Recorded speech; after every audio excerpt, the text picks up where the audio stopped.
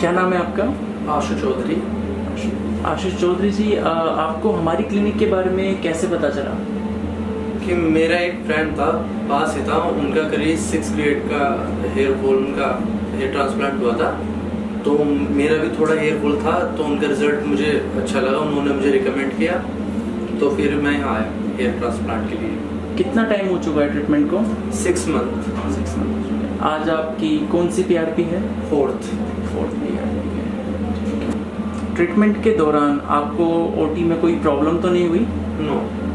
आपको एटमॉस्फेयर कैसा लगा OT का? अच्छा था कि बढ़िया, बिल्कुल रिलैक्स हुआ, ना ही पेन हुआ, ना ही कुछ ऐसा कुछ फील हुआ कि हाँ, जैसा मुझे पहले डर लग रहा था बहुत ट्रांसप्लांट से पहले कि शायद पेन हो या कुछ दिक्कत हो, लेकिन बहुत सपोर्टेबल स्टाफ था, काफ़ी कोई दिक्कत नहीं आई, समझाया अच्छी तरह से, कोई दिक्कत नहीं, अच्छा रहा।